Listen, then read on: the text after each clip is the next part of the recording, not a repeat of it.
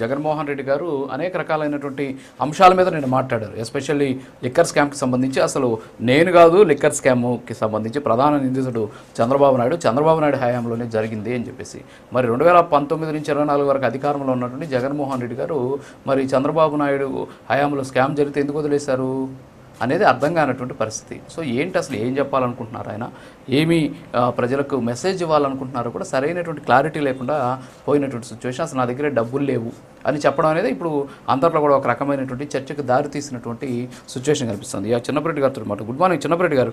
ఏంటి అసలు నిజంగా జగన్మోహన్ రెడ్డి గారి దగ్గర డబ్బులు లేవా ఏంటి, అసలు ఏం జరుగుతుంది, నిజంగా లిక్కర్ స్కామే లేదు నా దగ్గర డబ్బులు లేవు అని చెప్పేసి వారు చెబుతూ ఉన్నటువంటి పరిస్థితి. సో మీ పార్టీ మరి మీకు వాస్తవాలు తెలిసి ఉండొచ్చు, సో మీరైనా కొంచెం వాస్తవాలు చెప్పండి please. Good morning sir, prime nine వీక్షకులకు అలాగే ప్యానల్ సభ్యులందరూ కూడా నమస్కారం సార్. వైఎస్ఆర్ కాంగ్రెస్ పార్టీ 2010లో స్థాపించినటువంటి వైఎస్ఆర్ కాంగ్రెస్ పార్టీ అంచెలంచెలుగా ఎదుగుతూ జగన్మోహన్ రెడ్డి గారు 2019లో ముఖ్యమంత్రిగా ప్రయాణం మొదలుపెట్టి 2024 ఆయన దిగిపోయే వరకు కూడా నిరంతరం ప్రజల కోసం ఆ రోజు నుంచి ప్రతిపక్షంలో ఉన్నా ఎక్కడ ఉన్నా కానీ ప్రజల కోసం నిరంతరం పనిచేసినటువంటి వ్యక్తి. అలాంటి జగన్మోహన్ రెడ్డి గారు ఎంత ఏమండి చెప్పండి సార్ చెప్పండి, మిమ్మల్ని ఎవరు ఇంటరప్ట్ చేయాలి ప్లీజ్.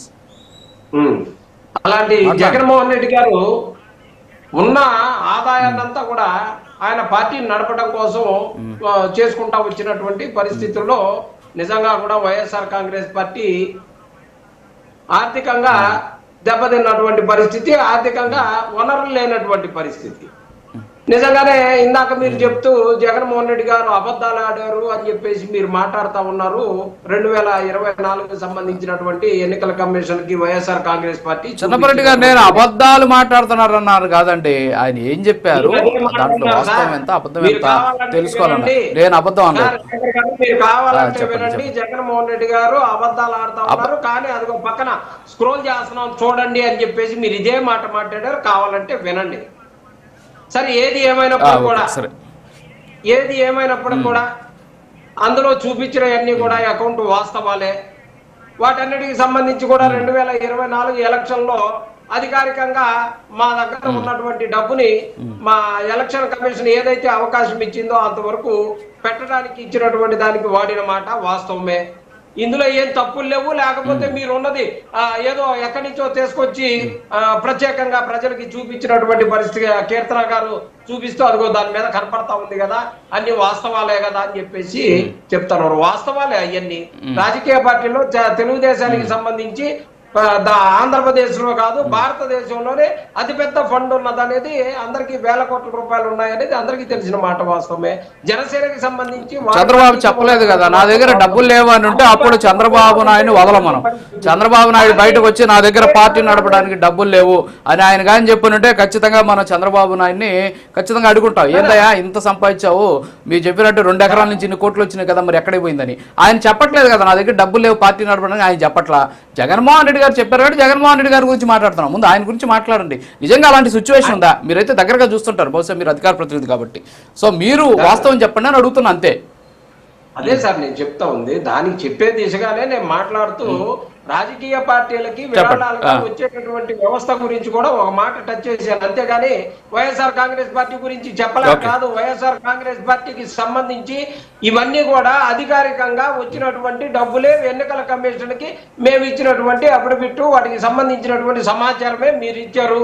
అవన్నీ కూడా మొన్న ఎన్నికలకు పెట్టడం జరిగింది, దానికి సంబంధించి ఖర్చు పెట్టాము, ఎలక్షన్ కమిషన్ ఆ వివరాలు కూడా పొందుపరిచాము. ఇంకా దాంట్లో ఉన్న డబ్బులు ఖర్చు పెట్టాము అని చెప్తే ఉన్నాయి చూపిస్తారు, పాతవి ఉన్నాయి చూపించేసి ఖర్చు పెట్టి చూపించకపోతే ఇంకా దానికి లెక్క ఎక్కడ వస్తుంది? అందుకనే వైఎస్ఆర్ అంటే మీకు అర్థమవుతుందో లేదో పైన ఒక్క నిమిషం మీరు చూడాలా, పైన స్క్రోల్ అవుతుంది, పక్కన డాక్యుమెంట్ వస్తుంది. ఒక్క నిమిషం అండి, ఒక్క నిమిషం. చిన్నపరెడ్డి గారు వినండి సార్. చిన్నపరెడ్డి గారు ఆయన అకౌంట్ లో ఎంత ఉందని చెప్పలేదు, ఎన్నికల టైంలో ఎంత ఖర్చు పెట్టారో కూడా పక్కన స్క్రోల్ అవుతుంది చూడండి మీరు. అదిగో పైన ఉంది చూడండి, ఎన్నికల్లో 325 కోట్లు ఖర్చు చేసినట్టు నివేదిక అని కూడా పెట్టా. అబద్ధాలు ఏంటి, ఇన్ని అబద్ధాలు మాట్లాడుతారు? ప్రతి రూపాయి కూడా వాస్తవాలే చూపిస్తా ఉన్నాం. వైఎస్ఆర్ కాంగ్రెస్ పార్టీ ఎక్కడ సరే డబ్బులు ఉన్నాయా లేవా చెప్పండి సార్ అంటే మీరు ఇప్పుడు డబ్బులు ఉన్నాయా లేదా మీ దగ్గర డబ్బులు ఉన్నాయా లేవా పార్టీ నడిపే పరిస్థితి లేదంటున్నారు సరే మీరు స్కాములు చేయాలా సిట్ ఏదో చంద్రబాబు నాయుడు వాళ్ళకి సంబంధించి కాదు సార్ మరి మీరు అబద్ధాలు చెప్తుంటే నేనేం మాట్లాడేది మీకే ఎక్కువ టైం ఇచ్చేది మీకే సార్ ఎక్కువ టైం ఇచ్చేది మరి నన్ను అబద్ధాలు మాట్లాడుతున్నారంటారు కదా మీరు ఎన్నికలకు సంబంధించి ఎంత ఖర్చు పెట్టారో పక్కన డాక్యుమెంట్ ఉందండి సార్ చిన్నపరెడ్డి గారు ఈ రోజు ఎందుకో మరి మీరు అలా మాట్లాడుతున్నారు విషయం ఏంటంటే నేను చెప్పా ఎన్నికల టైంలో ఎంత ఖర్చు పెట్టారో కూడా చూపిస్తున్నానండి మా పార్టీ వర్షన్ మీరు చెప్తారేంటి సార్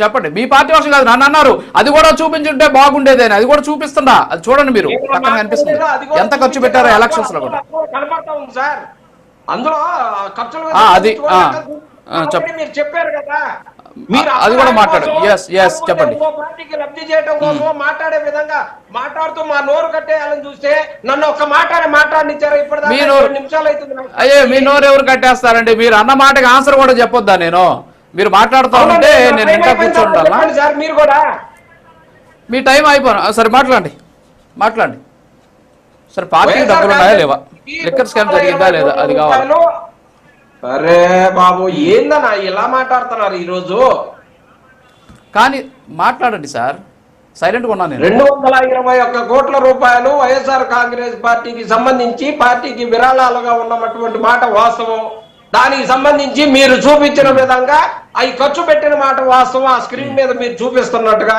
మీకు సంబంధించి మీరు అన్ని కూడా వాస్తవాలే చెప్తా ఉన్నారు ఆ వాస్తవాలే మేము కూడా చెప్తా ఉన్నాం ఆ వాస్తవాలే ఎలక్షన్ కమిషన్ కూడా ఇచ్చాము ఓకే దానికి సంబంధించి ఈ కీర్తన గారు ఇందాక మాట్లాడుతూ మిలిటరీ వాళ్ళకి ఏదో 500 రూపాయలు పంపించారంట అని చెప్పేసి అమ్మా మొన్న భారతదేశానికి ముద్దు బిడ్డగా ఉండి మురళీ నాయక్ గారు చనిపోతే 25 లక్షల రూపాయలు అమ్మ ఇచ్చింది తెలుసుకోండి ఒకసారి ఎంత ఇచ్చామో ఒక మిలిటరీకి సంబంధించినటువంటి వ్యక్తి చనిపోతే 25 లక్షల రూపాయల అక్షరాల చెక్ ఇచ్చినటువంటి మాటని మీకు తెలియపోతే తెలుసుకోండి ఒకవేళ అధికారం మత్తులో ఉండి ఇవన్నీ వినటం మానేసి ఏదో నోటికొచ్చి అన్ని మాట్లాడటం నేర్చుకొని స్క్రీన్ మీద చెప్పడానికి వస్తే ఎవరు ఇక్కడ ఊరుకొని ఉండటానికి ఏం లేదు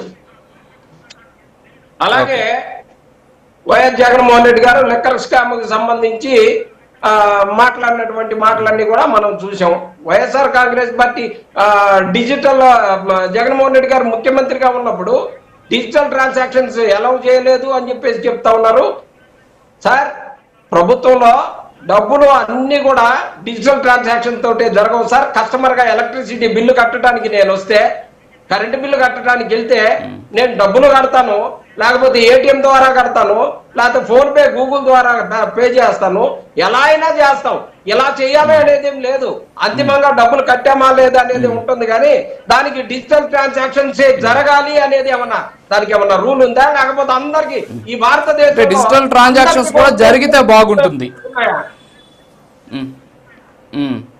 ఓకే ఈ చెప్పండి అందరికి ఫోన్ పేలు గూగుల్ పేలు ఉన్నాయా సార్ అందుకనే ప్రభుత్వం నడిపేటటువంటి మద్యం షాపులు సార్ అయ్యి వైఎస్ఆర్ కాంగ్రెస్ పార్టీ విడిగా నడపలా తెలుగుదేశం మద్యం షాపులు నడిపినట్టు తెలుగుదేశం కార్యకర్తలు బెల్ట్ షాపులు నడిపినట్టు ఇలా నడపలా వైఎస్ఆర్ కాంగ్రెస్ పార్టీ ప్రభుత్వం మద్యం వ్యాపారం చేసినట్టుగా మద్యం పాలసీని నడిపించి ఆ సంపాదన కూడా ప్రభుత్వానికి వచ్చేటట్టు వస్తే పేదలకి చేసేటటువంటి సర్వీస్ ఇంకా పెరుగుతుంది అని చెప్పేసి చేయటం జరిగింది అలాగే ఇందాక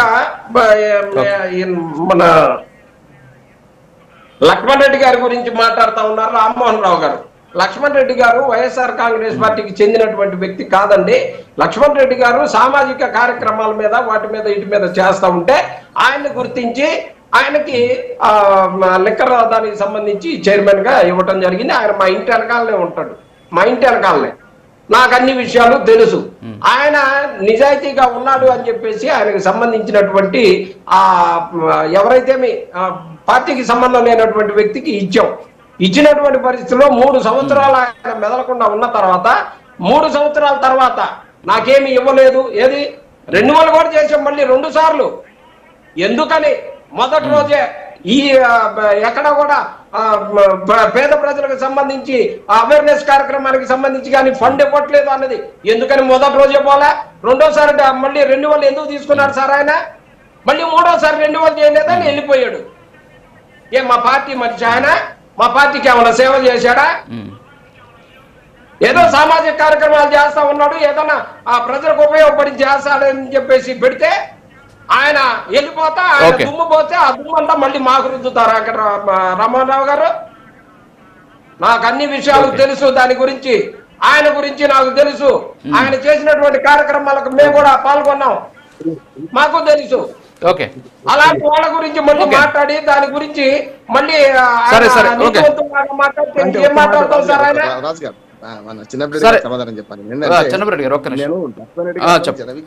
పనిచేసిన వాడిని నేను, ఆయన నిజాయితీ గురించి శంకిస్తలేను. కాకపోతే ఆ పోతూ ఆ మాట అన్నాడు కానీ ఉటంకించాను తప్ప అది కరెక్టా కాదా, లేకుంటే వైఎస్ఆర్సీపీ వాడు అనలే కదా. ఒక మద్య నిషేధ కమిటీకి చైర్మన్ గా పెట్టిన ఆయన ఆ మాట అంటున్నాడు కనుక దాన్ని గమనించాలి. ఇప్పుడు ఈ ప్రభుత్వం జగన్మోహన్ రెడ్డి అంటున్నాడు. ఒక